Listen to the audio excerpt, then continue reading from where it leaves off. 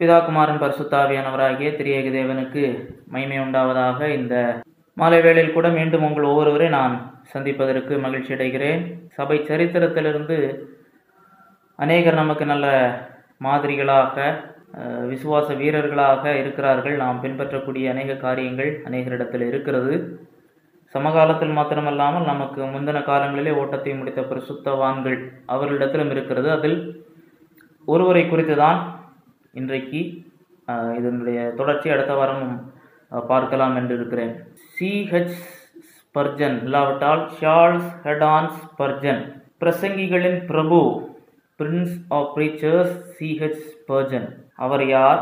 அவர் என்ன செய்தார்? கர்த்தருக்காக அவர் நிறைவேற்றின காரியங்கள் என்னென்ன? அவருடைய வாழ்விலிருந்து நாம் கற்றுக்கொண்டு அபியாசப்படுத்த வேண்டியவைகள் என்னென்ன காரியங்கள் என்பதை நாம் பார்க்க இருக்கிறோம்.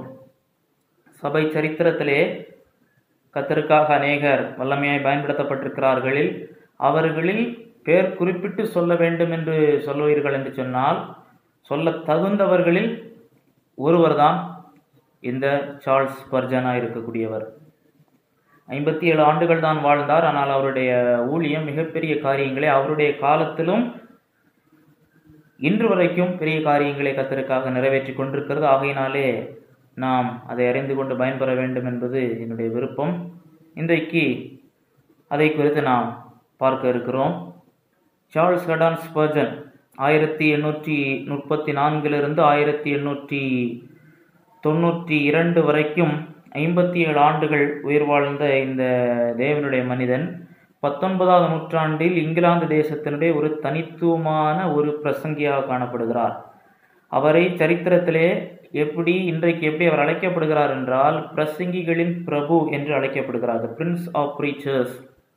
அவருடைய காலத்தில் உலகத்திலே தலை சிறந்த பிரசங்கிப்பவராக அவர் கருதப்பட்டார். இன்னும் சிலர் அப்போஸ்தலனாகிய பவுலுக்கு அடுத்ததாக சபை சரித்திரத்தில் வெளிப்பட்ட நல்ல பிரசங்கவாதி, குட் பிரீச்சர் என்று சொல்லி இவரை அடையாளப்படுத்துகிறார்கள். ஏன் அவர் பிரசங்கிகளின் பிரபு என்று அழைக்கப்படுகிறார் என்று சொல்லும் பொழுது, இன்றைக்கு இருப்பது போல இத்தனைக்கும் ஒளிப்பதிவோ, தொலைக்காட்சி, இணையதளம், மீடியா, ரேடியோ எதுவும் இல்லாதிருந்த காலகட்டம் 19ஆம் நூற்றாண்டு. அந்த காலகட்டத்திலே ஒருவர் பிரசங்கித்தது, இன்றைக்கு அவர் பிரசங்கிகள் பிரபு என்று உலகம் அவர் அழைக்கிறது என்று சொன்னால், ஏனென்று சொன்னால் அவருடைய பிரசங்கங்கள், அவருடைய பிரசங்க பீடத்தில் பிரசங்கித்த பிரசங்கங்களில் 3600க்கும் அதிகமானவைகள், அத்தனை பிரசங்கங்களும் அவைகள் எழுதப்பட்டு அவைகள் விநியோகிக்கப்பட்டு அன்று முதல் வந்திருக்கின்றன. இன்றைக்கு முதல் இன்று வரை இருக்கின்றன.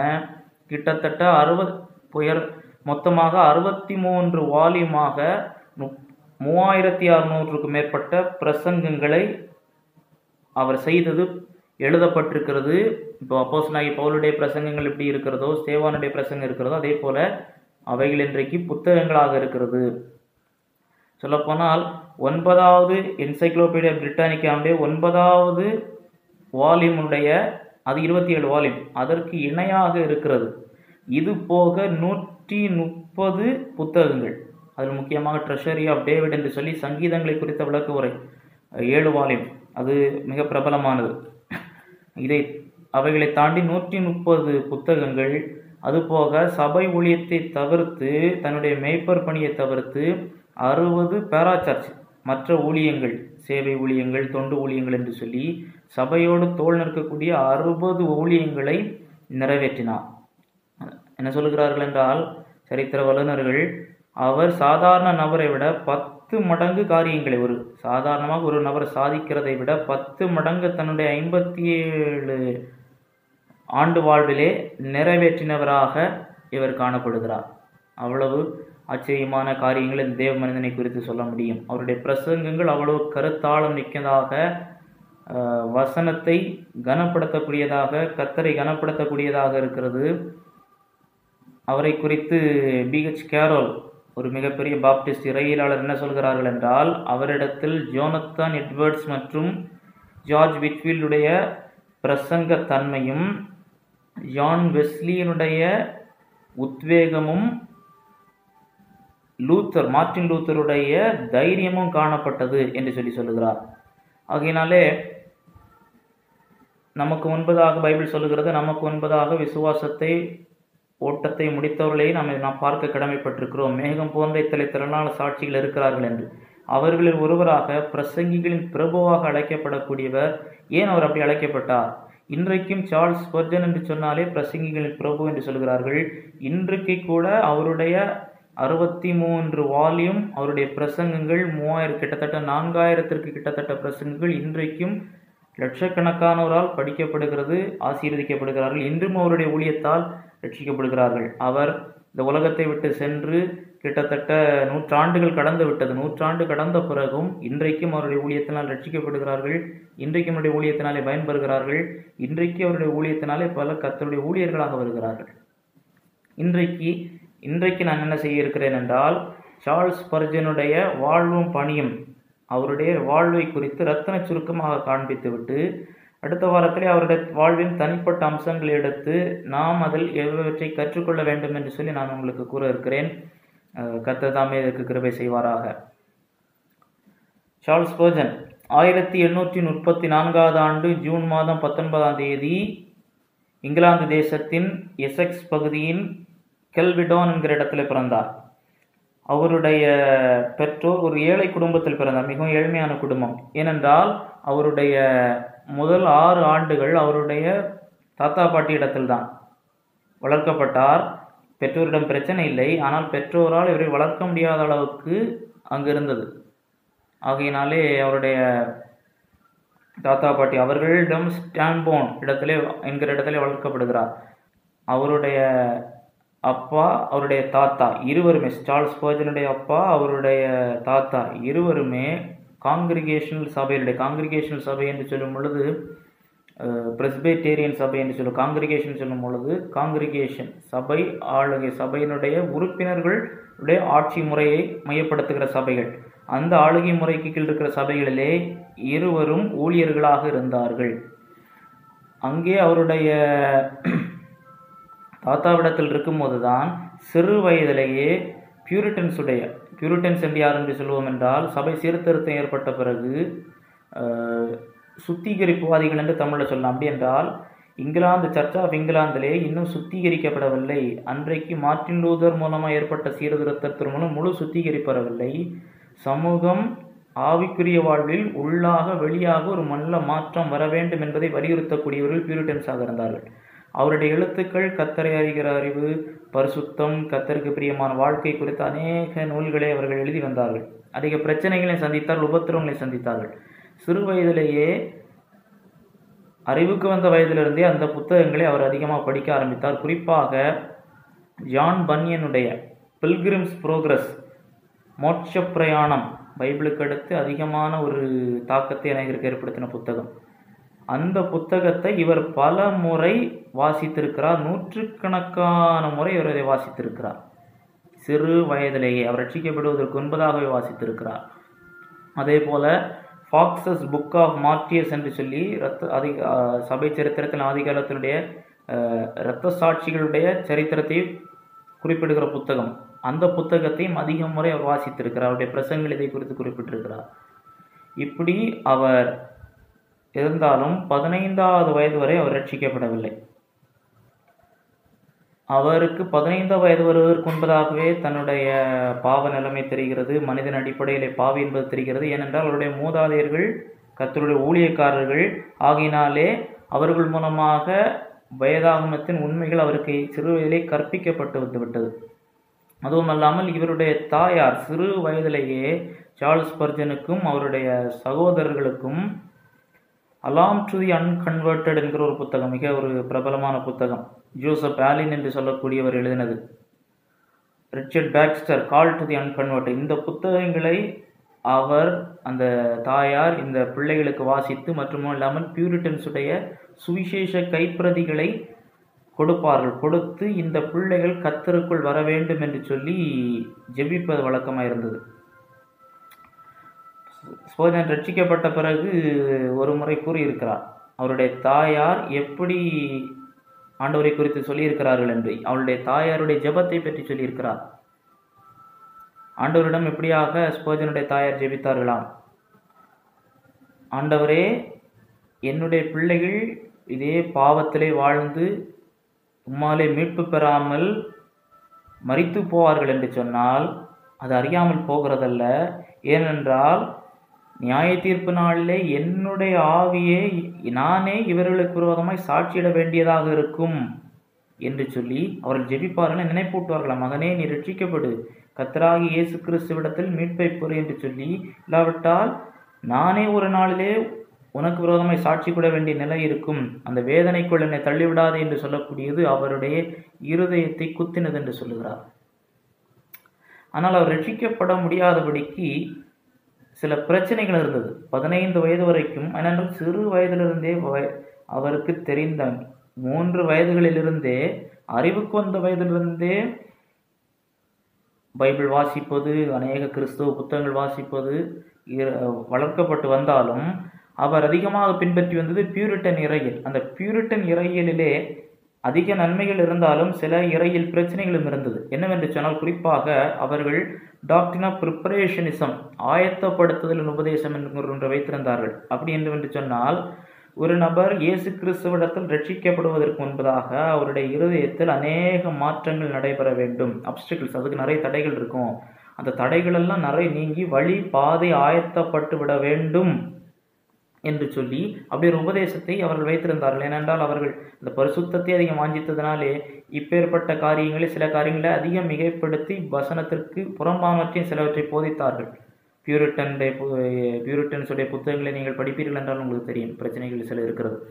ஆகையினாலே அவற்றை கற்று பார்த்து வளர்ந்ததினாலே இவர் ரட்சிக்கப்படுவதென்று சொல்லி ஏதோ ஒரு பயங்கர கடினமானது, நான் ஒரு மிகப்பெரிய பாவி, ஆனால் இயேசு கிறிஸ்துவிடத்தில் அந்த மீட்பை பெற்றுக்கொள்வதற்கு நான் நரகாக்கிலிருந்து காப்பாற்றப்படுவது என்பது லேசில் நடக்காது என்று சொல்லி அவர் பலகாலம் நினைத்து கொண்டிருந்தார்.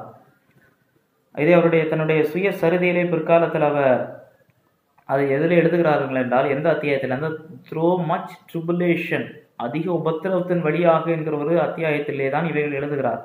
அதில் என்ன சொல்லுகிறார்கள் என்றால், நான் அப்போது 15 வயதிற்கு முன்பதாக நினைத்துக் கொண்டிருந்தேன் என்றால், நான் மன்னிக்கவே பெறாத அன்ஃபர்கிவபிள் சின், மன்னிப்பே கிடைக்காத பாவத்தை செய்து விட்டேனோ என்று நினைத்து கொண்டிருந்தேன். அந்த 10 கற்பனைகள் 10 கருப்பு குதிரைகளைப் போல இருந்தது. ஆனால் ஒரு வகையிலே அது அந்த குதிரைகள் ஒரு கடினமான நிலத்தை பண்படுத்துவது போல சுவிசேஷத்திற்காய் பண்படுத்தி கொண்டிருந்தாலும், ஆனால் எனக்கு அது ஒரு கடினமான காலகட்டமாக இருந்தது. ஆனால் எல்லாவற்றிலும் தோல்வியடைகிறேன், நியாயப்பிரமாணத்திலே தோற்கிறேன், நான் என்ன செய்தாலும் என்ன சுயத்தாலே பாதைகளை அவ்வளவு ஆயத்தப்படுத்தி விட முடியாது என்கிற ஒரு வெறுமையிலே இருந்தேன், அழுத்தத்திலே இருந்தேன் என்று சொல்லி அவர் சொல்லுகிறார். அவருடைய 15வது வயது வந்தது. ஒரு நாள் அவர் ஜனவரி 1834 பிறந்தவர். இப்போ 1850 வருகிறது. 1850வது ஆண்டு ஜனவரி மாதம், அது 6ஆம் தேதியா 13ஆம் தேதியா என்று சரியாக தெரியவில்லை, 2இல் 1 அன்றைக்கு அவர் சர்ச்சைக்கு போகணும். சபைக்கு போகும்போது ஒரு பனிப்புயல், அந்த பனிப்புயலில் இருக்கிறனால அவருடைய சபைக்கு போக முடியவில்லை. ஆகையினாலே அந்த இடத்திலே அவர் போகிற வழியில் இருந்த ஆர்டிலரி தெரு, அங்கிருந்த ஒரு ஆரம்பகால மெத்தடிஸ்ட் திருச்சபை, அங்கு போனார். அந்த இடத்துல அன்றைக்கு அந்த சபையினுடைய மேய்ப்பர் வரல. அப்போது அங்கிருந்த ஒரு விசுவாசி லேமன், அவர் தான் அந்த ஆராதனை நடத்த வேண்டியதாகிவிட்டது. அவர் அன்றைக்கு, சார்ல்ஸ் ஸ்பர்ஜன் வயது 15, அந்த விசுவாசி அன்றைக்கு ஒரு பிரசங்கத்தை நடத்துகிறார், ஒரு வசனத்தை வாசித்தார். இது சார்ல்ஸ் ஸ்பர்ஜனுடைய வாழ்வில் ஒரு மிகப்பெரிய தாக்கத்தை ஏற்படுத்தினது. ஏசாயா 45:22 ஒரு வாசிக்கலாமா? ஏசாயா 45:22.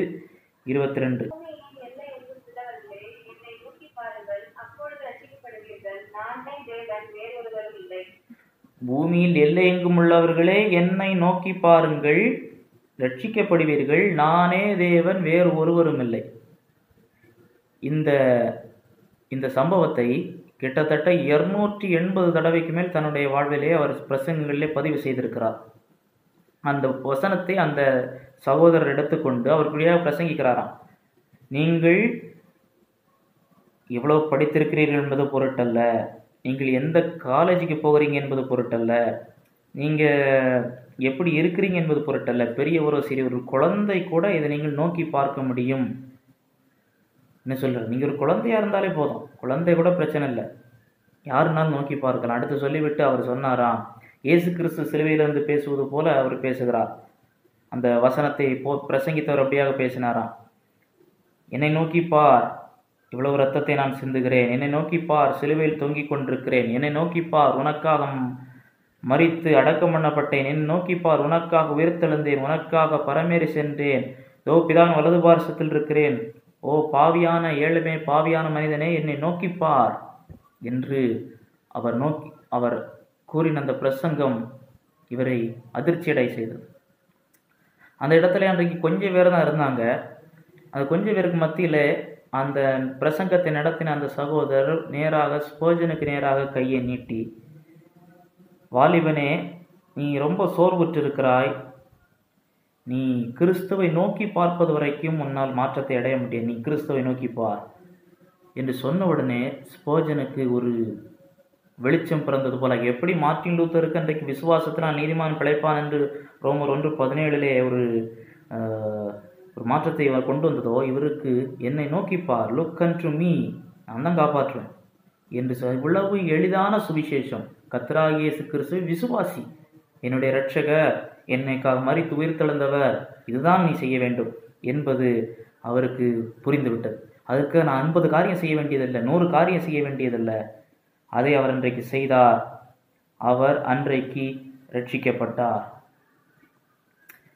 இதுதான் அவருடைய ரட்சிப்பு. கிட்டத்தட்ட 280 தடவை இதை குறித்து அவர் பேசியிருக்கிறார். அவர் ரட்சிக்கப்பட்ட பிறகு அவருடைய பெற்றோருடைய மரபு வழி காங்கிரிகேஷனுடைய திருச்சபையிலே சேர்ந்து 1850 ஞான ஸ்நானம் பெற்றார். அதே ஆண்டிலே ஞான ஸ்நானம் பெற்றார். ஞான ஸ்நானம் பெற்று மூழ்கி ஞான ஸ்நானம், அவருடைய வாழ்வை பார்ப்பீர்கள் என்றால் காங்கிரிகேஷன் சபையிலே வளர்த்தெடுக்கப்பட்டவர், மெத்தடிஸ்ட் சபையிலே ரட்சிக்கப்பட்டவர், அதற்கு பிறகு பாப்டிஸ்ட் பிரசங்கியாராக இங்கிலாந்தை அசைத்தவர். 1850 மே 30 பாப்டிஸ்ட் ஊழியக்காரர் W.W. கேண்ட்லோ மூலமாக ரிவர் லார்க் ஆற்று பகுதியிலே அவர் ஞானஸ்நானம் எடுத்தார். அவர் ஞானஸ்நானம் எடுத்த போது, ஞானஸ்நானம் எடுக்கப் போகிறேன் என்று தாயாரிடம் ரட்சிக்கப்பட்டதை சொன்னபோது தாயார் ரொம்ப சந்தோஷப்பட்டார்கள். ஞானஸ்நானத்தை குறித்து சொன்னபோது அவள் தாயார் சொன்னார்களாம், மகனே, உன்னுடைய மனம் திரும்புவதற்காக நான் ஜெபித்துக் கொண்டிருந்தேன், ஆனால் நீ ஒரு பாப்டிஸ்டாக வருவதற்கு நான் ஜெபிக்கவில்லை என்று சொன்னார்கள். ஏனென்றால் அன்றைய காலகட்டத்திலே பாப்டிஸ்டுகளுக்கும் மற்ற சீர்திருத்த சபைகளுக்கு இடையிலே சில பிரச்சனைகள், கருத்து வித்தியாசங்கள் இருந்ததுனால, குறிப்பாக ஞான ஸ்நானத்திலே கருத்து வித்தியாசங்கள் இருந்தது. ஆகையினால தாயார், நான் உன்னை பாப்டிஸ்டாக விரும்பவில்லை என்று சொல்லும் பொழுது இவர் தாயாரிடம் சொன்னாராம், அம்மா, the Lord has done far abundantly above all that you could ask or think. Charles Spurgeon அவர் அதிகமாக நகைச்சுவையை பேசக்கூடியவருடைய பிரசங்கங்களில் பார்க்க முடியும். சொல்கிறார், கர்த்தர் நாம் நினைப்பதை விட அதிகமாக செய்கிறவர். நீங்கள் நான் ரட்சிக்கப்படணும்னு நினச்சிங்க, ரட்சிக்கப்படணும், அதுவும் செய்தார், அதோடு அதிகமாக செய்தார், நீங்கள் நினச்சி பார்க்காதது செய்தார், நான் ஒரு முழுக்க ஞான ஸ்நானம் பெறுவதற்கு செய்தாருன்னு சொன்னார். அவர் ரட்சிக்கப்பட்ட உடனே 1850 உடனே 15-16 வயதில் உடனடியாக ஊழியத்தை ஆரம்பிக்கிறார். ஒரு 150 வருஷம் பொறுக்கல்ல, கர்த்தருடைய ஊழியத்தை உடனடியாக ஆரம்பிக்கிறார். அவர் இருந்த பகுதியிலே, நியூ மார்க்கெட் பகுதியிலே வியாதியஸ்தர், நோயற்றோர், அவருடைய கல்லூரி படிப்புகளிலே அவரோடு கூட பயின்றவர்களுக்கு சுவிசேஷம் அறிவிக்க ஆரம்பிக்கிறார். வாலிபர்களுக்கு ஞாயிறு பள்ளி எடுக்கிறார். ஞாயிறு பள்ளி எடுத்து அவர்கள் சுற்றியிருந்த பகுதிகளுக்கு சுவிசேஷ கைப்பிரதிகளை விநியோகிக்கிறார். முழுவதுமாக தன்னை ஊழியத்தில் ஈடுபடுத்துகிறார். இப்போ சார்ல்ஸ் ஸ்பர்ஜன் என்று சொன்ன உடனே அவர் பிரசங்கிகளின் பிரபு, இங்கிலாந்து தேசத்தின் மிகப்பெரிய பிரசங்கி. சொல்லப்போனால் இன்றைக்கு மெகா சர்ச்சஸ் இருக்கிறது. அன்றைக்கு உலகத்தினுடைய ஒரே மெகா சர்ச் அதுவாக தான் இருந்தது, மெட்ரோபாலிட்டன் டேபர்னாக்கிள். அப்படி தான் அவரை பார்ப்பார்கள். ஆனால் அவருடைய ஊழியம் எப்படி இருந்தது? தெருவோரங்களிலே வாலிபர்களுக்கு கைப்பிரதி கொடுக்கிறது, நோயிட்டோரை போய் சந்திப்பது இங்கு தான் ஆரம்பித்தது. எடுத்த எடுப்பிலே அவருடைய ஊழியங்கள் வேகமாய் வளர்ந்தால் அவனுடைய துவக்கம் இங்கு தான் துவங்கினது.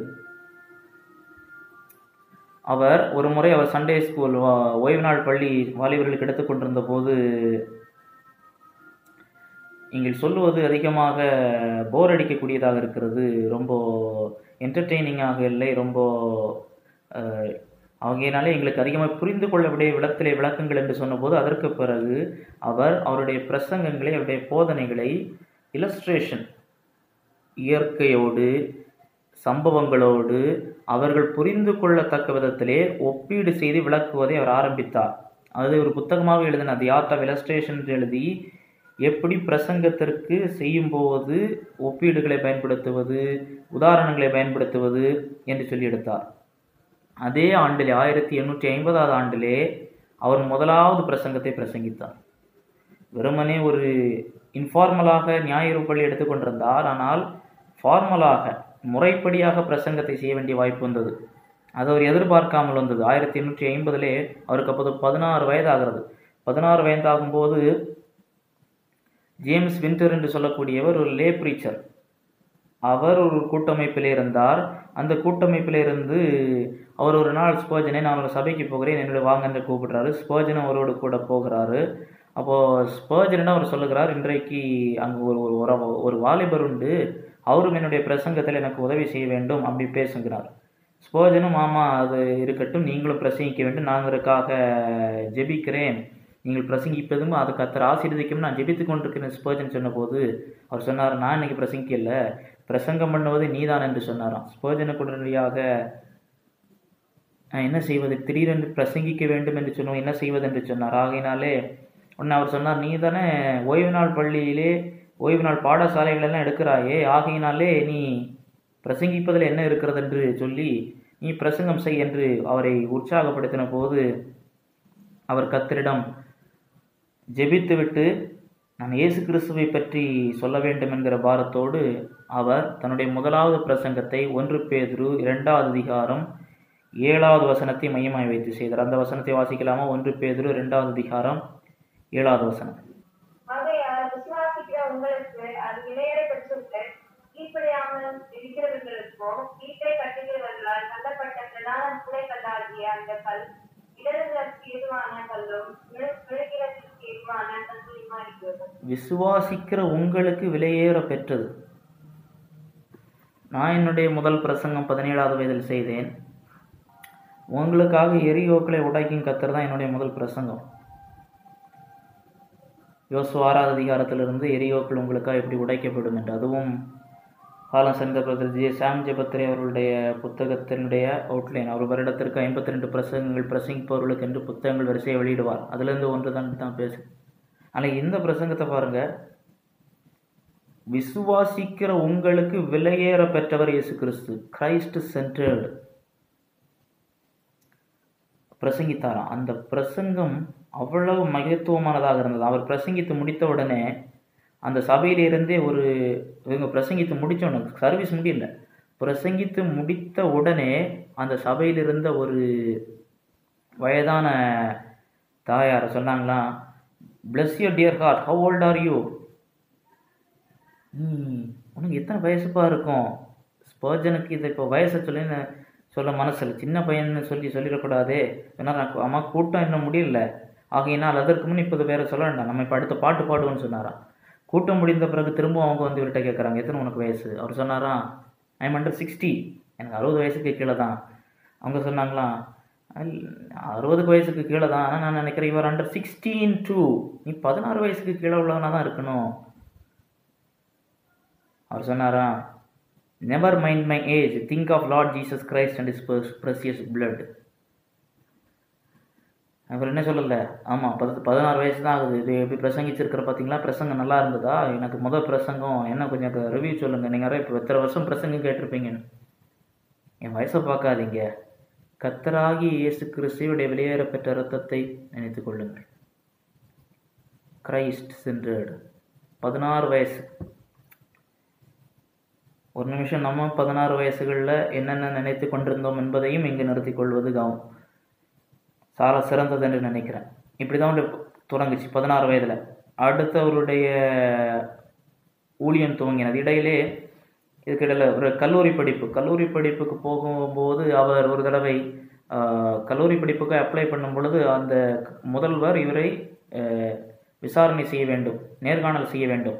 ஆனால் அங்குள்ள ஒரு பணியாளர் இவரை தவறாக கைட் பண்ணிட்டாங்க. கல்லூரி முதல்வர் இருக்கிற ரூமுக்கு வேற எங்கேயோ அவரை மாற்றி விட்டதினாலே அன்றைக்கு அந்த கலந்தாய்விலே இவரால் கலந்து கொள்ள முடியவில்லை, அவரால் நுழைய முடியவில்லை. ஆனால் அதற்கு பிற்காலத்திலே நான் நுழைந்து முறைப்படி கல்லூரி படிப்பை முடிக்கலாமா என்று அவர் சிந்திக்கிறானார். என்றாலும் கர்த்தருடைய அழைப்பு அவருக்கு மேல் இருப்பதை உணர்ந்தவர், இல்லை இதுதான் முக்கியம் என்று சொல்லி அதற்கு அவர் முக்கியத்துவம் கொடுக்கவில்லை. அடுத்ததாக அவருடைய பிரசங்க ஊழியத்தை ஆரம்பிக்கிறார். அடுத்ததாக அவருடைய ஊழியம் அடுத்த வருடம் 1851 அவருடைய முதல் பாஸ்டோரல் மினிஸ்ட்ரி மேய்ப்பர் ஊழியம் வருகிறது. எந்த இடத்தில் என்றால் வாட்டர் பீச் என்கிற பகுதியிலே அக்டோபர் 1851 அவர் மேய்ப்பர் ஊழியத்திற்காக ஒரு சபையால் அழைக்கப்படுகிறார். எங்கே என்று சொன்னவென்றால் ஒரு பாப்டிஸ்ட் சேப்பல்ல அழைக்கப்பட்டு 1851 அக்டோபரில் ப்ரொபேஷன் என்று சொல்வார்கள். பொதுவாக இன்றைக்கும் வெளிநாடுகள் இருக்கிறது. ஒரு சபையிலே ஒருவரை மேய்ப்பராக அபிஷேகம் செய்ய வேண்டும் என்று சொன்னால் அவர் ப்ரொபேஷன் குறிப்பிட்ட காலங்கள் அழைத்து அவருடைய பிரசங்கங்களை கேட்டு சபை குழுவிலே இவர் நம்முடைய சபையை நடத்தி செல்வதற்கு ஏற்புடையவர் தானா என்பதை குழு தீர்மானித்து நிரந்தரமாக ஒரு பிரசங்கியரை தொடர்வதற்கு அனுமதிப்பார்கள். ஆனால் இங்கு தான் அப்படி ஒரு முறையே கிடையாது. இங்கென்றால் இந்த தனி திருச்சபைகள் என்றும் கிடையாது. ஏனென்றால் அவர்கள் நினைத்த போது என்ன ஆகிவிடலாம் என்கிற ஒரு முறை இருக்கிறது. இவ்வளோ பாதகங்கள் இருக்கிறது.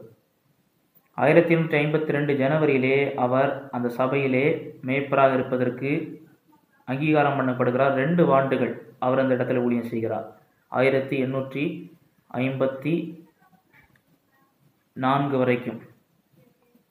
அந்த நேரத்தில் 1854 வரைக்கும் அங்கே இருக்கிறார், மே மாதம். அந்த நேரத்தில் 40லேருந்து 400 ஆகிட்டு, அந்த சபை விசுவாசிகளுடைய எண்ணிக்கை 40லேருந்து 400 ஆகிவிட்டு, அந்த வயதிலேயே அவர் ஒரு மிக சிறந்த பிரசங்கியாக அந்த வயதிலே இருக்கிறார், 20 வயதிற்குள்ளதாகவே. 1853 லண்டன் மாநகரத்திலே New Park Street Baptist church என்கிற ஒரு திருச்சபையிலே அவர் பிரசங்கிக்கு அழைக்கப்படுகிறார். அது ஒரு பாரம்பரியமான முக்கியத்துவம் வாய்ந்த திருச்சபை. அது ஒரு particular Baptist church. Particular Baptist, general Baptist என்று சொல்வார்கள். பர்டிகுலர் பாப்டிஸ்ட் என்று சொல்லும் பொழுது கால்வினிய போதனையில் அடிப்படையாக கொண்டவர்கள். ஜெனரல் பாப்டிஸ்ட் என்று சொல்லக்கூடியவர்கள் அதில் அதிக முக்கியத்துவம் கொடுக்க மாட்டார்கள். கால்வினிசம் என்று சொல்லும் பொழுது சபை பிதா அகஸ்டினுடைய சில இறையியல் கொள்கைகள் கால்வின்பவரால் அதிக பிரபல இறையியல் வல்லுநராலே இறையியலாளர்கள் பிரபலப்படுத்தப்பட்டது. கால்வினிசம் என்று சொல்லக்கூடியது அதில் குறிப்பாக தேவனுடைய சர்வாளுமை முக்கியத்துவப்படுத்தக்கூடியது. அதிலும் மனிதருடைய ரட்சிப்பில் தேவனுடைய சர்வாளுமையை பிரபலப்படுத்தக்கூடியது. கால்வினிசம் என்று பார்க்கும் பொழுது அதனுடைய அதிகமான காரியங்கள் வேதாகமத்திற்கு உட்பட்டவைகள். ஆனால் குறிப்பாக நாம் எங்கு கால்வினிசத்தினிடத்திலிருந்து கால்வினியிடத்தில் வேறுபடுகிறோம் என்று சொன்னால், மனிதரை ரட்சிப்பதில் தேவனுடைய சர்வாளுமையிலே தேவன் உலகத்தில் படைத்தவர்களிலே ஒரு கூட்டத்தை தெரிந்து கொள்ளப்பட்டவர்களை அவர் முன்குறித்து ரட்சிக்கிறார். அவர்கள் மட்டும்தான் பரலோகம் உண்டு, அவர்களுக்காய் மட்டும்தான் மரித்தார் என்று சொல்லக்கூடியது வசன சான்றில்லை. இதுதான் பிரதானமாக கால்வினிசத்தினுடைய ஒரு தனித்துவம். அதிலே நாம் முரண்படவில்லை. இயேசு கிறிஸ்து எல்லாருக்காக மரித்தால் சுவிசேஷத்தினுடைய வாசல் எல்லாருக்காக இருக்கிறது என்று நம்புகிறோம். சார்ல்ஸ் ஸ்பர்ஜன் ஒரு கால்வினிஸ்ட். அதிலே நாம் வித்தியாசப்படுகிறோம். அதை நாம் பிறகு பார்ப்போம். அங்கு அவர் பிரசங்கிக்க அழைக்கப்படுகிறார். அந்த சபை அவருடைய ஊழியத்திற்கு என்பதாக மிக பிரபலமானவர்கள் Benjamin Keach, John Gill, John Rippon. John Gill என்று சொல்லக்கூடியவர் ஒரு பாப்டிஸ்ட் இறையியலாளர். அவர் வேதாகமத்திற்கு விளக்குரை எழுதியிருக்கிறார். இன்றளவும் அது பிரபலமாக இருக்கிறது. இந்த வயதிலே அவர் அந்த இடத்திற்கு அழைக்கப்பட்டது. இந்த வயசிலே அவர் அந்த இடத்திற்கு அழைக்கப்பட்டோன்னா அது எப்பேற்பட்ட சபை என்பதை அவர் அறிந்திருந்தார். அறிந்திருந்த அவர், நான் ஒரு சிறு பையனாக இருக்கிறேன், இந்த சின்ன பையனாக இருக்கிறேன்னா அந்த சபைகளுக்கு இந்த ஒரு முக்கியத்துவம் வாய்ந்த சபையிலே பிரசங்கிப்பதற்கு நான் ஒரு தகுதியானவன் அல்ல என்று சொல்லி அவர் கருதி கொண்டிருந்தார். என்ன சொன்னார் என்றால், it is a mistake, you must have mistaken me for someone else என்று சொன்னார். எப்போ இவருக்கு வயசு 19வது வயசில் நடக்குது. அவங்க சொல்கிறாங்க, நீ தான் வேண்டும் என்று சொல்லி அழைக்கிறார்கள். கட்டிடம் ஒரு பெரிய கட்டிடமாக இருக்குது. கிட்டத்தட்ட 1200 பேர் அந்த சபையில் இருக்க முடியும். அது ஒரு பெரிய பிரபலமான சபையாக இருந்தது. ஆனால் அந்த காலகட்டத்தில் கிட்டத்தட்ட 300 பேர் தான் அந்த சபைக்கு வந்து கொண்டிருந்தார்கள். அவர் அந்த சபைக்கு சென்று அன்றைக்கு தன்னுடைய பிரசங்க ஊழியத்தை நிறைவேற்றினார். லூயிஸ் ட்ரிமாண்ட் என்று சொல்லக்கூடிய சரித்திர ஆசிரியர் இப்படியாக அந்த காலகட்டத்தை குறிப்பிடுகிறார்.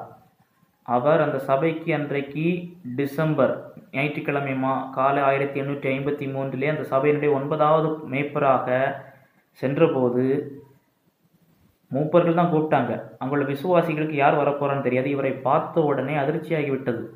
பிறந்தது 84, இது 853, 19 வயசு தான் ஆகுது. அவரை பார்த்தால் ஒரு சின்ன பையன் நிற்கிறான், ஒரு சிறிய குழந்தை முகம் இருக்கிறது. வயசு 19. ஆனால் அவரை அன்றைக்கு பார்த்தால் 19 வயது கூட மதிக்க முடியாதாம். அன்றைக்கு அவர் நிற்கும்போது அந்த புல்பிட் 5 அடி 6 இன்ச்சில் அவர் நிற்க வேண்டும்.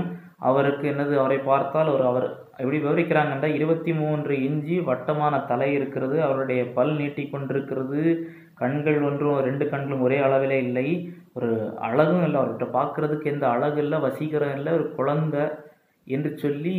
ஏனென்றால் இதற்கு முன் ஜான் கில் என்று சொல்லக்கூடிய உலக புகழ்பெற்ற பைபிள் விளக்க உரையாளர் இருந்திருக்கிறார். அப்படிப்பட்டவங்க இருந்ததில் 19 வயசுல ஒரு சின்ன குழந்தை வந்து நிற்குதுன்றோன்னே எல்லாரும் திருவென்று விழிக்கிறார். அவர் தன்னுடைய பிரசங்கத்தை ஆரம்பித்த போது தன்னுடைய கையில் இருந்த ஹேண்ட்கர்ச்சீஃப் துப்பட்டாவை அவருடைய கர்ச்சீஃபை எடுத்துக்கொண்டு அதை உயர்த்தி காண்பித்து விட்டு அவர் தன்னுடைய காரியத்தை வலியுறுத்துவதற்காக துவங்குகிறார். அதை பார்த்தால் ஒரு நகைச்சுவை போல இருந்தது.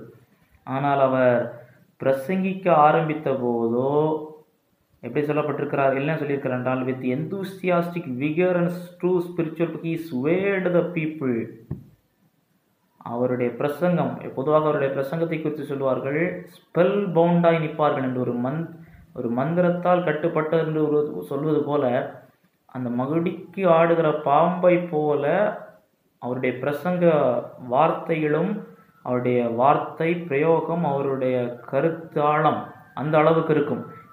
அவருடைய வார்த்தை முகம் அப்படி இல்லை. அவருடைய வார்த்தையை கேட்ட உடனே அவர்களால் கிரகிக்க முடியவில்லை, இப்படி இந்த வயதில் வந்து வெளிப்படுகிறதா என்று சொல்லி. அதில் ஒரு நபர் மட்டும்தான் இவருடைய பிரசங்கத்தால் வசீகரிக்கப்படவில்லை. ஒரு சகோதரி, சுசனா என்று சொல்லக்கூடிய சகோதரி. ஆனால் அந்த சகோதரி தான் அடுத்து இவருக்கு மனைவியாக வந்தார்கள். அடுத்ததாக இது நடந்தது. முதலாவதாக ப்ரொபேஷன், முதலாவதாக இதை பிரசங்கிப்பதற்கான ஒரு ஆயத்தத்திற்காக இதை அழைத்தார்கள். சில மாதங்கள் நடந்தது. அதற்கு பிறகு அடுத்த ஆண்டு ஏப்ரல் மாதத்திலே அவரை அந்த சபையிலே போதகராக அவர் இருக்கிறார். அந்த இடத்திலே அடுத்தவருடைய பிரசங்க ஊழியத்தை அந்த இடத்துல அவர் தொடங்க நிறைவேற்ற ஆரம்பிக்கிறார். அவர் பிரசங்க ஊழியத்தை ஆரம்பித்து பிறகு அந்த இடத்துல ஆரம்பித்த பிறகு நியூ பார்க் பேப்டிஸ்ட் சர்ச்சில் ஆரம்பித்த பிறகு 10 ஆண்டுகள் கழித்து அந்த ஊழியத்தை ஆரம்பித்து 10 ஆண்டுகள் கழித்து அப்போ ஸ்பர்ஜனுக்கு 30 வயசு. அந்த 30 வயசாகும் போது அந்த 10 ஆண்டுகளில் அவர் நிறைவேற்றின ஊழியத்தை குறித்து ஒரு பத்திரிகையாளர் இப்படியாக கூறுகிறார் அவருடைய பிரசங்கத்தை குறித்து. என்னவென்று சொன்னால், his mastery of plain, direct, vigorous English is wonderful. He preached with a voice whose volume compares flexibility and musical clearness permits no sentence to fail of reaching most distant hearer. அவருடைய வார்த்தை பிரயோகம் அந்த அளவுக்கு கேட்பதற்கு வசீக நிறைந்ததாக இருக்கும். எந்த ஒரு ஒலிபெருக்கியும் இல்லாமல் அவருடைய சத்தம் 5000, 10,000, 15,000த்திற்கு மேற்பட்டவர்களுக்கு எந்த மைக் இல்லாமல் அவர் ஹாலில் பேசக்கூடிய சத்தம் அத்தனை பேருக்கும் கேட்கக்கூடிய இடி முழக்கம் போல இருக்கும். இந்த காலகட்டங்களில் ஒரு வருத்தத்திற்குரிய காரியம், அன்றைக்கு ஒலி நாடாக்கள் அதிகமாக இல்லை, அதுக்கு பிறகுதான் வருகிறது. ஆகையினாலே ஸ்பர்ஜனுடைய குரல் பதிவு செய்யப்படவில்லை. ஆனால் ஸ்பர்ஜனுடைய மகனுடைய தாமஸ் ஸ்பர்ஜன், C.H. ஸ்பர்ஜனுடைய மகன், 2 மகன்கள் பிறந்தார்கள். 2 பேருமே கர்த்தருடைய ஊழியத்தில் வந்தார்கள். தாமஸ் ஸ்பர்ஜனுடைய குரல் இருக்கிறது, யூடியூப்ல நீங்கள் போனீங்கன்னா கேட்கலாம். அந்த குரலை கேட்டிங்கன்னா ஒருவேளை அப்பாவுக்கு குரல் இந்த மாதிரி தான் இருக்கும் என்று சொல்லி கருதப்படுகிறது. அந்த அளவுக்கு வீரியம் நிகழ்ந்ததாக இருக்குமா. அப்படி இருக்கும்போது ஒரு பக்கம் புகழ், 20 வயசுலேயே அந்த இடத்துல அதிகமாக ஜனங்கள் கூட ஆரம்பித்து விட்டார்கள். இன்னொரு பக்கம் அந்த வயதிலே அவருக்கு விரோதமான காழ்ப்புணர்ச்சிகளும் குற்றச்சாட்டுகளும் வர ஆரம்பித்தது. நீ இறையியல் சரியாக கற்காதவன். இவர் முறைப்படி இறையியல் கலாசாலைக்கு பைபிள் ஸ்கூலுக்கு போகலை. ஆனால் 22 வயசுலேயே பைபிள் ஸ்கூல் ஆரம்பிச்சிட்டார். பாஸ்டர்ஸ் காலேஜ் என்று சொல்லி இறையியல் மாணாக்கர்களை பயிற்றுக் கொடுக்கக்கூடிய பைபிள் காலேஜ் ஆரம்பிச்சிட்டாரு. ஆனால் இவர் போகலை. அப்போ இறையியல் நீ சரியாக கற்றுக்கொள்ளாதவன், சில அன்றைக்கு இருந்த சபை சார்ந்த சில கிறிஸ்தவ பத்திரிகைகளும் உலக பிரகாரமான பத்திரிகைகளையும் இவரை கேலி செய்ய ஆரம்பித்தது. ஏனென்றால் அந்த 20 வயதிலேயே அரசியல் தலைவர்களுக்கு நிகரான செல்வாக்கு வந்துட்டு இருக்கு. அந்த வயதுகளில் 20-30 வரும்போது அன்றைக்கு இங்கிலாந்திலே அரசு தலைவர்கள், அரசர்கள் விட இவருக்கு பிரபலமானவராக மாறிட்டார். ஆகையினாலே பல நிலைகளிலிருந்து இவருடைய வார்த்தையை குற்றஞ்சாட்டினார்கள், இவர் பிரசங்கிக்கிற விதத்தை குறை கூறினார்கள், கேலி செய்தார்கள், அவருடைய பாணி தவறு என்று சொல்லி எந்தெந்த விதங்களில் அவரை மட்டுப்படுத்த முடியுமோ பத்திரிகைகளில் எல்லாம் அவரை மட்டுப்படுத்தினார்கள். ஏனென்றால் அன்றைக்கிருந்த மற்ற பிரசங்கியார்களைப் போல ஏதோ ஒரு மேம்போக்காக கடமைக்காக பிரசங்கம் என்றில்லாமல் அவருடைய பிரசங்கம் பாமரர்கள், படிப்பறிவு இல்லாதவர்கள், கீழ்நிலையில் இருக்கவர்களையும் தொடக்கூடியதாக இருந்தது. அவருடைய ஜெபம் அப்படி இருந்தது. ஜெபத்தில் சில இடங்களில் ஒரு புத்தகத்தை வாசித்து ஜெபிக்கிற ஜெபம் போல் இல்லாமல் அவருடைய ஜெபம் அத்துணை வல்லமை நிறைந்ததாக, மாற்றத்தை கொண்டு நிறைந்ததாக இருந்தது. ஜெபத்தை குறித்து புத்தகம் எழுதியிருக்கிறார். அதில் நீங்கள் அவருடைய ஜெபத்தை குறித்து நீங்கள் படிக்க முடியும். இப்படி அவரை குறித்து இந்த 20களுடைய ஆரம்பத்திலேயே அவரை குறித்து வந்த குற்றச்சாட்டுகள், அவரை அழுத்தின வேதனை குறித்து அவர் சொல்லுகிறார். Down on my knees have I often fallen with the hot sweat rising from my brow under some fresh slander poured upon me. In an agony of grief my heart has well nigh been broken. அவருடைய உள்ளம் பலமுறை உடைக்கப்பட்டிருக்கிறது. அது அடுத்த வாரம் சொல்கிறேன், அவர் மன அழுத்தத்தோடு எப்படி போராடினார் என்று. அப்படி இருந்தாலும் ஒரு பக்கம் அவருடைய புகழ் வளர ஆரம்பிக்கிறது. அந்த நேரத்தில் தான், இந்த 20களுடைய ஆரம்பத்தில், அவருடைய 20வது வயதுகளுடைய 20களுடைய துவக்கத்தில் தான் அவருடைய பிரசங்கங்களை எழுதி வெளியிட ஆரம்பிக்கிறார். முதலாவது கிறிஸ்தவ மேகசின்களுக்கு அவர் கட்டுரைகள் எழுதி கொண்டிருந்தார். அது பென்னி புல்பிட் என்று அழைக்கப்பட்டது. ஒரு பிரசங்கங்கள் கிட்டத்தட்ட ஒரு 8 பக்கங்கள் இருக்கும். குறைந்த தாளில் எழுதப்பட்டு ஒரு பென்னி, ரொம்ப குறைந்த விலைக்கு விற்கப்பட்டது. அங்குள்ள அநேகரை வாங்கி படிக்க ஆரம்பித்தார்கள். அந்த நேரத்தில் தான் அவருடைய நண்பர் ஜோசப் பாஸ்மோர் என்று சொல்லக்கூடியவர் என்ன செய்தார் என்றால், வாரந்தோறும் நீங்கள் என்ன செய்யுங்கள், பிரசங்கங்களை எழுதி வெளியிடுங்கள் என்று சொன்னார். இன்றைக்கு எப்படி ரேடியோ ஊழியம், தொலைக்காட்சி ஊழியம் இருக்கிறதோ அதே போல அன்றைக்கு அது இருந்தது. அப்படி நீங்கள் செய்யுங்கள் என்று சொன்னார். ஆகையினாலே ஜனவரி 7, 1855 எப்போ 1834 பிறந்தவர், 1855 21 வயசுல தொடங்கினவர். அவர் என்ன செய்வார் என்று சொன்னால், ஒரு பிரசங்கம் செய்ய போகிறார் என்றால் அதற்கு முந்தின நாளே முழு பிரசங்கத்தையும் எழுதிடுவார். அதற்கு பிறகு அதை ஒரு அவுட்லைன், அதிலிருந்து ஒரு அவுட்லைன் எடுப்பார். அந்த அவுட்லைனை வைத்து கொண்டு தான், சுருக்கத்தை வைத்து கொண்டு, அவுட்லைன் ஒரு பக்கத்துக்கு இருக்கும், முழு பிரசங்கம் 10 பக்கத்துக்கு இருக்கும். அவுட்லைனை வைத்து பிரசங்கிப்பார். இவர் பிரசங்கிக்கும் போது ஸ்டெனோகிராஃபர்கள், அதை குறிப்பிடக்கூடியவர்கள், முழுவதுமாக அவருடைய பிரசங்கத்தை அவர்கள் எடுப்பாங்க. இவர் முதலாவது எழுதின பிரசங்கத்தையும் அவர்கள் இவருடைய பிரசங்கத்தை கேட்டு எடுத்ததையும் இரண்டையும் இணைத்து சில மாற்றங்களை செய்து அடுத்த நாளே சுட சுட அவர் பிரஸுக்கு போய்விடும். மொழிபெயர்ப்புகள் கிட்டத்தட்ட 20 மொழிகளில் மொழிபெயர்ப்பு போகும், உலகமெங்கும் போச்சு.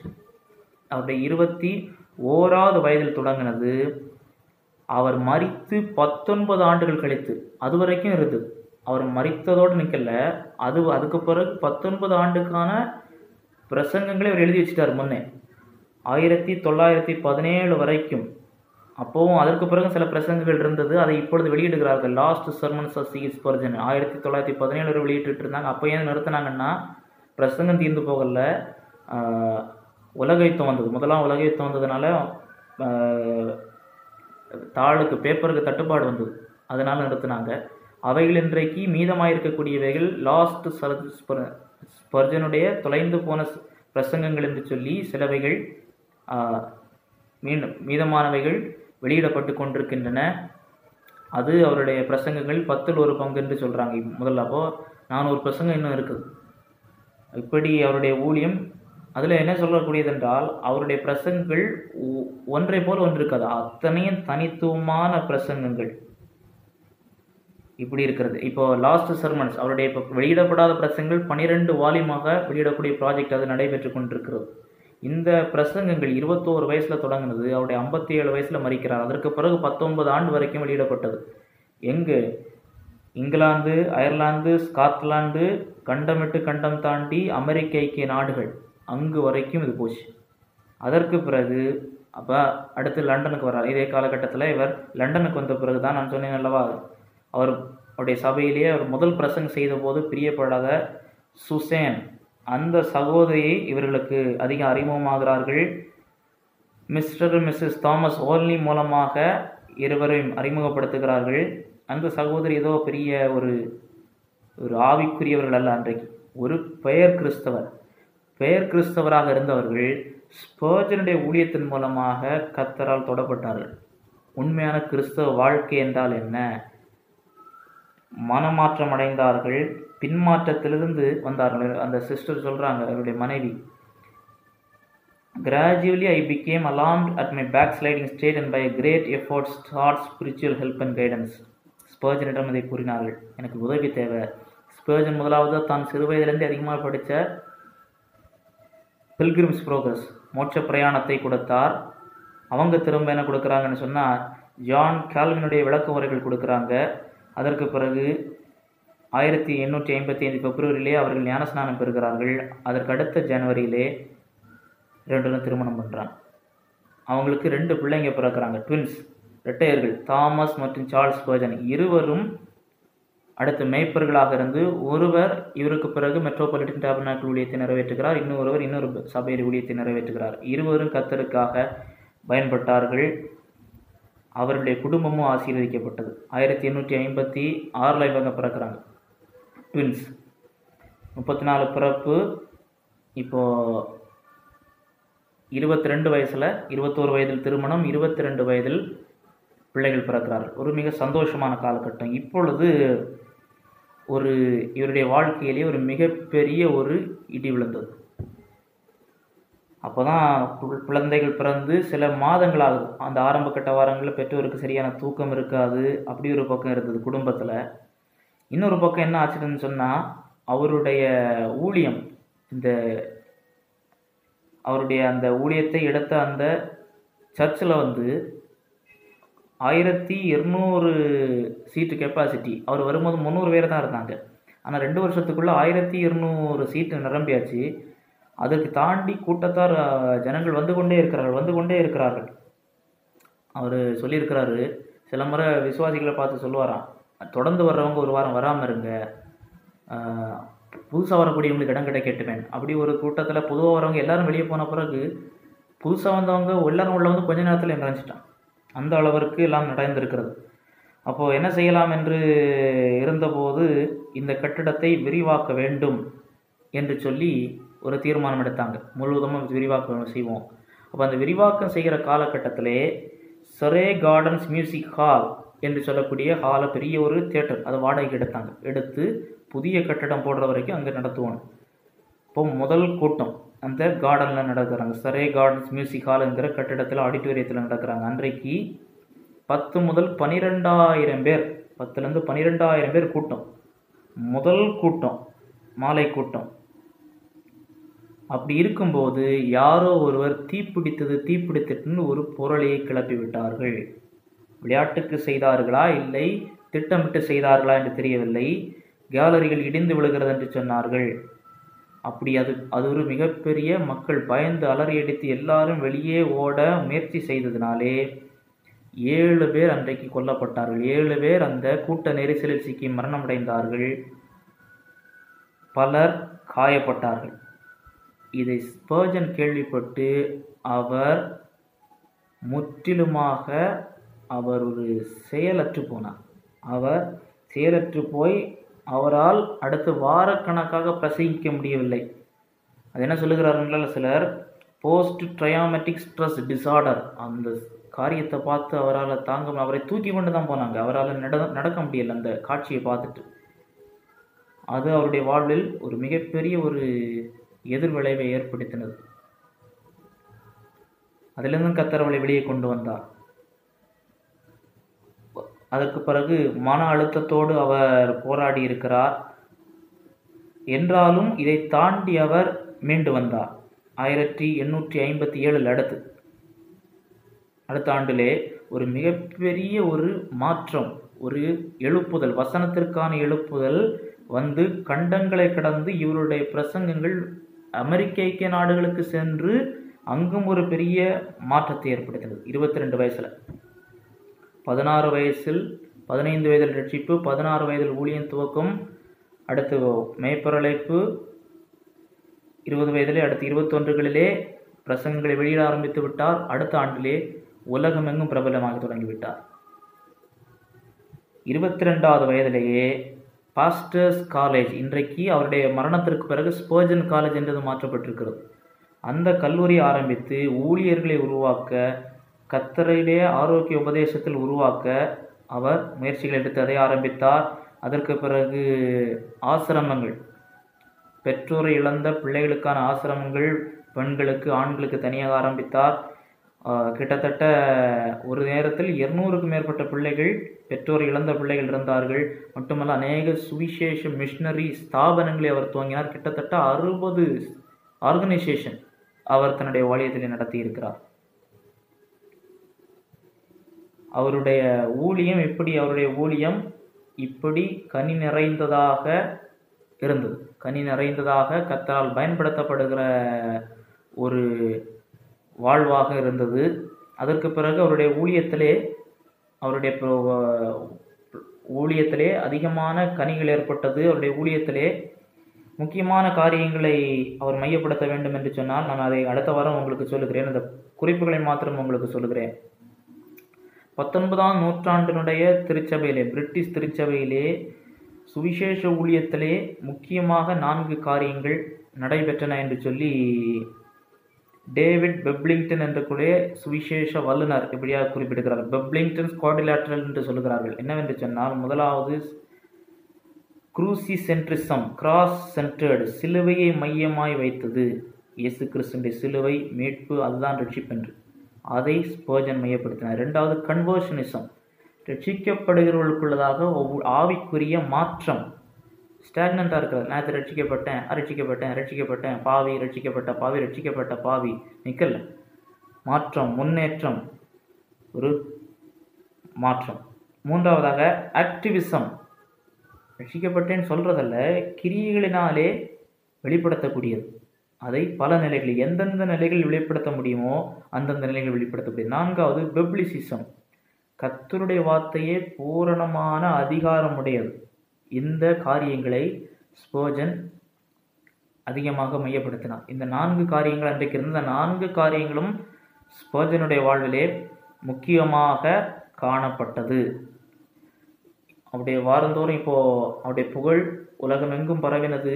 ஒரு கட்டத்திலே அதற்கு பிறகு அந்த புதிய கட்டிடம் முடிக்கப்பட்டு, அந்த புதிய கட்டிடத்திற்கு அதை மெட்ரோபாலிட்டன் டேபர்னாக்கிள் என்று மாற்றினார். அவருடைய சபையினுடைய பெயரை மெட்ரோபாலிட்டன் கார்டன் பார்க்கிலிருந்து மெட்ரோபாலிட்டன் டேபர்னாக்கிள் என்று மாற்றி, அந்த கட்டடம் எப்படி இருக்குன்னு சொன்னால், கிரேக்க கலாச்சார பாணியிலே அதிக கலை நயத்தோடு கட்டப்பட்டிருக்கும். ஏனென்றால் புதிய ஏற்பாடு கிரேக்க மொழியில் எழுதப்பட்டது என்று சொல்லி அந்த கண்ணோட்டத்தில் அவர் அதை வைத்தார். இன்றைக்கு அந்த சர்ச் இருக்கிறது, இன்றைக்கு அந்த சர்ச் நடைபெற்று கொண்டிருக்கிறது. அதை வைத்து தான் அநேக சபைகள் அதிக கலை நயத்தோடு கட்ட ஆரம்பித்தது.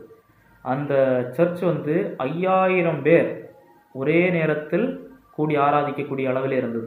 5000 பேர் கூடி ஆராதிக்கக்கூடிய அளவில், கூட 1000 பேர் நின்று கொண்டு, உள்ளே சீட்டிங் கெப்பாசிட்டி 500, 5000, கூட 1000 பேரையும் தேவைப்பட்டால் வைத்துக் கொள்ளலாம். ஆனால் அதையும் தாண்டி 10,000, 14,000 என்று கூட்டம் பெருகி கொண்டே வந்தது. அதான் நான் சொன்னேன், சில இடங்களிலே தொடர்ந்து வருகிறவர்கள் சில வாரங்கள் வராமல் இருங்கள், புதிதாக வருகிறவர்களுக்கு கொடுங்கள் என்று சொல்லும் பொழுது அந்த அளவிற்கு ஊழியம் பெருகினது. அன்றைக்கு உலகத்தினுடைய ஒரே மெகா சர்ச்சாக இருந்தது. இன்றைக்கு மெகா சர்ச் என்று சொன்னால் வசனத்துக்கு புறம்பான அநேக காரியங்களை, போதனைகளை செய்து கொண்டிருக்கிறார்கள். ஆனால் அன்றைக்கு அவர் கர்த்தருடைய வார்த்தைக்கு முக்கியத்துவம் கொடுத்தார். 4 காரியங்கள், அதில் கிறிஸ்து, அவருடைய எல்லா பிரசங்கங்கள் கிறிஸ்துவுக்கு முக்கியத்துவம் கொடுக்கக்கூடியதாக இருக்கும், மன மாற்றத்துக்கு முக்கியத்துவம் கொடுக்கக்கூடியதாக இருக்கும். வெறுமனே வார்த்தை அல்ல, கிரியைகளில். அதனால தான் சமூக தொண்டு, விதவைகளுக்கு, வாலிபர்களுக்கு எந்தெந்த முறைகளிலே சமூக சேவையும் மிஷனரி பணியும் செய்ய முடியுமோ அதையும் செய்தார். எல்லாவற்றுக்கு மேலே கர்த்தருடைய வார்த்தை தான் பூரணமானது என்று சொல்லி அதை நிறைவேற்றினார். இப்படி அவருடைய அந்த இடைப்பட்ட காலத்தை அவர் அதிக புத்தகங்கள் எழுத ஆரம்பித்தார். அந்த புத்தகங்களும் ஒரு பக்கம் பிரபலமடைந்தது. கடைசியிலே அவருடைய ஊழியத்திலே ஒரு கட்டம் வரும்போது அவர் ஊழியத்திலே அநேக பிரச்சனைகளை சந்தித்திருக்கிறார். அந்த பிரச்சனைகளை குறித்து அதிகமாக நான் அடுத்த வாரத்தில் நான் உங்களுக்கு சொல்லுகிறேன். என்ன பிரச்சனைகள் வந்தது, அவர் எப்படி அணுகினார், எதிர்கொண்டார் என்று சொல்லி. அவருக்கு கடைசியாக அவர் தன் இணைந்திருந்த பாப்டிஸ்ட் ஐக்கியத்திலிருந்து வெளியே வர ஆரம்பித்த சூழ்நிலை ஏற்பட்டது. ஏனென்றால் டவுன்கிரேடு கான்ட்ரவர்சி என்கிற ஒரு பிரச்சனை வந்தது. அவர் சார்ந்திருந்த பாப்டிஸ்ட் சபையிலேயே பேருக்கு பாப்டிஸ்ட் முழுக்க ஞானஸ்நானம் என்று சொல்லிவிட்டு கர்த்தருடைய வார்த்தையின் முழுமைத்தன்மையோ கர்த்தருடைய வார்த்தை தான் பூர்ணமான விசுவாசியாமல் வசனத்திற்கு புறம்பான அநேக காரியங்களை விசுவாசிக்க ஆரம்பித்தார்கள். இயேசு கிறிஸ்துவின் உயிர்த்தெழுதலை நம்பாதவர்கள் கூட பாப்டிஸ்ட் சபையினுடைய மூப்பர்களாக இருந்ததை அவர் அறிய ஆரம்பித்தார். கர்த்தருடைய வார்த்தை முக்கியத்துவத்தை அசட்டை பண்ணுவர்களை அறிய ஆரம்பித்தார். அப்போது அவர் அந்த சங்கத்திடம் கோரிக்கை வைத்தார், ஒரு விசுவாச அறிக்கை வேண்டும் என்று கேட்டபோது அவரை நக்கலாக பார்த்தார்கள். இத்தனைக்கும் உலகத்திலே மிக பிரபல பாப்டிஸ்ட் பிரீச்சராக அறியப்பட்டு கொண்டிருக்கிறார். ஜார்ஜ் முல்லர் இவருடைய நண்பர், டேவிட் லிவிங்ஸ்டன் இவருடைய நண்பர், இங்கிலாந்து பிரதமர் இவருடைய நண்பர். என்றாலும் அவர் சார்ந்திருந்த அந்த இயக்கமே அவருக்கு எதிராக திரும்பினது. அவர் வெளியேற வேண்டி வந்தது. அவரை அசட்டை செய்தார்கள். அவர் அதிலிருந்து வெளியே வந்தார். அதற்கு பிறகு மேம்போக்காக ஒரு அறிக்கை வைத்தார்கள். அது உப்பு சப்பு இல்லாமல் இருந்தது. அது அவரை அதிகமாக பாதித்தது, மனதளவிலே பாதித்து விட்டது. இவர்களே இப்படி இருக்கிறார்களே என்று. ஆகையினாலே அவர் இன்னுமல்ல, அவர் சிறு வயதிலிருந்தே அதிக பலவீனமுடையவராக இருந்தார். ஆர்த்தரைட்டிஸ், 30வது வயதிலிருந்தே ஆர்த்தரைட்டிஸ், கவுட் டிசீஸ், அது ஒரு ஆர்த்தரைட்டிஸுடைய ஒரு வடிவம். கால் பகுதியிலே ஒரு வீக்கம் போல திடீரென்று வேதனை எடுக்கும். அவர்களுக்கு நின்று கொண்டு பிரசங்கிக்க முடியும். இடது காலில் வலி இருக்கும். ஒரு காலை வச்சுட்டு தூக்கி வச்சுட்டு பேசுவார். யாருக்கும் தெரியாது. இதோடு போராடினார். கிட்னி வியாதி இருந்தது. இவைகளால் அதிகமாக அவர் பாதிக்கப்பட்டு அவருடைய கடைசி காலம் ஒரு பலவீனமாக இருக்கிற நேரங்களில் பிரான்ஸ் தேசத்தில் சென்று ஓய்வெடுப்பது வழக்கமாக இருந்தது. அங்கு சென்று ஓய்வெடுப்பதும் புத்தகங்கள் எழுதுவதும் வழக்கமாய் கொண்டிருந்தார். அங்கே இவருடைய கடைசி காலங்களை குறித்து, வேதனைகளை குறித்து ஜே.டபிள்யூ. ஹேரண்ட் அவருடைய பிஏ எப்படியாக சொல்கிறார். 35வது வயதுக்கு பிறகு Spurgeon missed at least 1/3 of Sunday morning preaching engagements because he was too sick to preach. 35 வயசுலேருந்தே 55 வயசில் இறந்துட்டார். 35 வயசுலேருந்தே 3/4 ஞாயிறு பிரசங்கங்களே அவர் விட வேண்டி வந்தது. சில நேரங்களிலே புல்பீட்டிற்கு நொண்டிக் கொண்டு வருவாராம். சில வேளைகளிலே உட்கார்ந்து தான் பிரசங்கிக்க முடியும். சில வேளைகளிலே அவரை தூக்கி கொண்டு தான் வருவார்கள். பலவீனமடைந்து 1892 ஜனவரியிலே அவர் தேவனுடைய ராஜ்யத்திற்குள் பிரவேசித்தார் பிரான்ஸில். அடுத்து பிரான்ஸ்லேருந்து 1-2 வாரங்களிலே அவருடைய சரீரத்தை லண்டனுக்கு கொண்டு வருகிறார்கள். லண்டனுக்கு கொண்டு வந்து அஞ்சலிக்காக வைக்கிறார்கள். அஞ்சலிக்காக கிட்டத்தட்ட 60,000 பேர் அவருக்கு இறுதி அஞ்சலி செலுத்தினார்கள். அவருடைய சவப்பெட்டியிலே திறந்த வேதாகமத்திலே அவர் ரட்சிக்கப்பட்டதற்கு காரணமாக இந்த வசனம் வைக்கப்பட்டிருந்தது. எல்லாரும் பூமி எங்கும் இருக்கிறவர்களே என்னை நோக்கி பார்த்து ரட்சிக்கப்படுங்கள் என்று சொல்லப்பட்டது. அவர் இறந்தும் 19 ஆண்டுகளுக்கு பிறகு வரைக்கும் அவருடைய வாராந்திர பிரசங்கங்கள் விநியோகிக்கப்பட்டு கொண்டே இருந்தது. ஏனென்றால் அது வரைக்கும் அவர் 1917 வரைக்கும் அவைகள் விநியோகிக்கப்பட்டு கொண்டே இருந்தது. இப்படி அவருடைய வாழ்விலே அநேக ஆச்சரியங்களை சொல்லலாம். அவருடைய ஊழியத்தினுடையத்திலே என்னென்ன காரியங்கள் நடைபெற்றது, அதன் மூலமாக கர்த்தர் எப்படி செய்தாருங்கிற முக்கியமான காரியங்களை அதை அடுத்த வாரம் நான் உங்களுக்கு சொல்லுகிறேன். அவர் சொன்ன ஒரு கொட்டேஷனை இப்பொழுது உங்களுக்கு சொல்ல விரும்புகிறேன். "Woe to the man who makes anything else the main subject of his ministry. God forbid that I should glory save in the cross of our Lord Jesus Christ, by whom the world is crucified unto me, and I unto the world." இயேசு கிறிஸ்துவை அல்லாமல், சிலுவையில் அறையப்பட்ட இயேசு கிறிஸ்துவை அல்லாமல் வேறு எதுவும் முக்கியமானது. அவர் சொல்ல வந்த முக்கியமான ஒரு கால சகாப்தம் செய்தி இதுதான். இப்படி ஒரு 57 ஆண்டுகளிலே இதுதான் அவருடைய ஒரு வாழ்வும் பணியினுடைய சுருக்கம். நாம் இதர என்ன காரியங்களை பார்த்தோம்? 30களிலே அவர் 1834 ஜூன் 19 17 பிள்ளைகளுக்கு ஒருவராக பிறகுறார். 35 அவருடைய கிராண்ட் பேரண்ட்ஸ் கிட்ட கொண்டு போகப்படுகிறார். 41 வீட்டுக்கு திரும்ப வர்றாரு. 49 50 15வது 1950 ஜனவரி 6 அல்லது 13 அவர் ரட்சிக்கப்படுகிறார். 51 முதல் பிரசங்கத்தை செய்கிறார். வாட்டர் பீச் சேப்பலில் பாஸ்டராக மாறுகிறார். 54 நியூ பார்க் பேப்டிஸ்ட் சர்ச் சபை 19வது வயதிலே ஆகிறார். 200 300 பேர் கொண்ட ஜனக்கூட்டம். 55 அவருடைய பிரசங்க ஊழியத்தை அவருடைய 20 அல்லது 21வது வயதிலே ஆரம்பிக்கிறார். அடுத்த 21வது வயதிலே திருமணம் செய்கிறார். அடுத்த வரக்கூடிய சில மாதங்களிலே அடுத்த ஆண்டிலே பிள்ளைகள் பிறக்கிறார்கள். பிள்ளைகள் பிறந்து சில காலகட்டத்திலே ஒரு வேதனை. 7 பேர் அவருடைய அடுத்த பரிணாம ஊழியத்தை துவக்க நாளிலே மறிக்க வேண்டி வந்தது. அதிலிருந்து மீண்டு வருகிறார். 1860 ஜான் கால்வினுடைய கவனை போட்டு பிரசங்கிக்கிறார். 1861 23,654 பேருக்கு பிரசங்கிக்கிறார். இப்போ 27 வயசில் 23,654 பேருக்கு பிரசங்கிக்கிறார். 864 ஒரு பிரசங்கம் செய்தார். கான்ட்ரவர்சி ஆச்சது. பேப்டிசமல் ரீஜெனரேஷன். ஏனென்றால் அநேகர் பிரெஸ்பிட்டேரியன் சபையிலே ஞானஸ்நானமும் ரட்சிக்கும் என்று சொல்லக்கூடிய கருத்துடையவர்களாக இருந்தார்கள். அது ஒரு பிரச்சனை ஏற்படுத்தினது.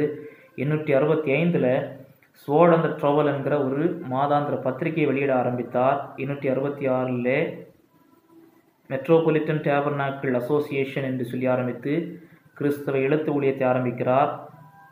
1867 டிஎல் மூடி இவருடைய பிரசங்கங்களை கூட்டத்திலே கலந்து கொள்கிறார். இப்படியாக அவருடைய ஊழியங்கள் தொடர்ந்து கொண்டே இருக்கிறது. 885 அவருடைய ஒரு மிகப்பெரிய புத்தக எழுத்தான ட்ரெஷரி ஆஃப் டேவிட் என்று சொல்லி 7 வால்யூம் புத்தகம், அது இன்றைக்கும் இருக்கிறது, எனக்கு மிக பிரயோஜனமாக இருந்திருக்கிறது. சங்கீதங்களுடைய விளக்க உரை அதை எழுதினார். 887 டவுன்கிரேட் கான்ட்ரவர்சி, அது நான் சொன்ன இந்த பிரச்சனை பாப்டிஸ்டுகளிலிருந்து வெளியே வந்தது. கடைசி பிரசங்கம் 1891 ஜூன் 7 பண்ணுகிறார். 892 அவர் மரணம் அடைகிறார். இதுதான் அவருடைய ஊழியத்தினுடைய ரத்தன சுருக்கமான காரியங்கள். இன்றைக்கு இன்னும் ஒரே ஒரு காரியத்தை மாத்திரம் நான் உங்களுக்கு சார்ல்ஸ் ஸ்பர்ஜனை குறித்து ஒரு சில அரிய தகவல்களை மாத்திரம் சொல்ல விரும்புகிறேன். அடுத்த வாரத்திலே அவருடைய வாழ்விலே நடந்த முக்கியமான கட்டம், ஆவிக்குரிய வாழ்விலே சரீர பிரகாரமாக மனதளவிலே அவர் சந்தித்த பிரச்சனைகள் என்னென்ன, அவர் கர்த்தருக்காக செய்தது என்னென்ன, இன்னும் அதே காரியங்கள், அவருடைய வெளியீடுகள் என்னென்ன இருக்கிறது, எப்படி இன்றைக்கு தாக்கத்தை ஏற்படுத்துகிறது, நாம் கற்றுக்கொள்ள வேண்டியது என்ன, நாம் என்ன செய்யலாம், அதை நம்ம பார்ப்போம். இன்றைக்கு அவரை குறித்து சில முக்கியமான உண்மையான தகவல்களை நான் உங்களுக்கு சொல்லுகிறேன். சார்ல்ஸ் ஸ்பர்ஜன் தான் சரித்திரத்திலேயே அதிகமாக வாசிக்கப்படக்கூடிய பிரசங்கியார். வேதாகமத்தை தாண்டி அதிகமாக ஒருத்தரை குறித்து ப்ரீச்சரை ரீட் பண்ணுறாங்கன்னா C.H. ஸ்பர்ஜன். இந்த உலகத்திலேயே இதுவரை யாரும் எழுதிராத அளவுக்கு, இன்றைக்கு இருக்கிறவங்களும் சரி இறந்தவங்களும் சரி, அந்த அளவிற்கு எழுத்து அவர் எழுதியிருக்கிறார். புத்தகங்கள் எழுத்து அந்த அளவிற்கு இருக்கிறது. அவருடைய பிரசங்கமே 63 வால்யூம், ஒரு வால்யூம் எவ்வளோ இருக்கும், 63 வால்யூம் இருக்கிறது. இன்னொரு காரியம், இரண்டாவது காரியம், அவருடைய ஒரு தங்க கடையில் ஒரு சகோதரி வெண்ணெய் வாங்கினாங்க, பட்டர், அந்த பட்டர் வாங்கினாங்க. அதிலே இவருடைய பிரசங்கத்தினுடைய தாளில் வச்சு கொடுத்தாங்க. அதை படித்து ஒரு சகோதரி ரட்சிக்கப்பட்டிருக்கிறார்கள். 6 வயதில் மோட்ச பிரயாணம் படித்தவர் தன்னுடைய வாழ்நாட்டிலே 100 தடவைக்கு மேலே படிச்சிருக்கிறார். அடுத்தவருடைய பிரசங்கங்கள் 2 பிரிவாக, நியூ பார்க் ஸ்ட்ரீட் புல்பிட், அது அவருடைய அந்த பழைய கட்டிடம், மெட்ரோபாலிட்டன் டேபர்னாக்கிள் புல்பிட் புதிய கட்டிடம், அவைகள் 63 வால்யூம். நான் சொன்னது போல 9வது எடிஷன் என்சைக்ளோபீடியா பிரிட்டானிக்காவுடைய 27 வால்யூமுக்கு இணையானது. ஒரே நபர் இந்த அளவிற்கு எழுதினது இதுவரை சரித்திரத்தில் யாரும் எழுதினதே இல்லை. ஸ்பர்ஜனுடைய தாயாருக்கு 17 பேரில் ஒருவராக பிறந்தார். அதில் 9 பேர் குழந்தையில் இறந்து விட்டார்கள். அதே போல் நான் ஏற்கனவே சொன்னேன், அவர் கல்லூரியிலே அனுமதிக்கப்படாமல் போனதற்கு காரணம் அவர் தவறாய் நடத்தப்பட்டார். அறியாமல் அவரை பிரின்சிபலுக்கு நடத்துவதற்கு பதிலாக, இன்டர்வியூக்கு நடத்துவதற்கு பதிலாக வழி மாற்றி விட்டு விட்டார்கள்.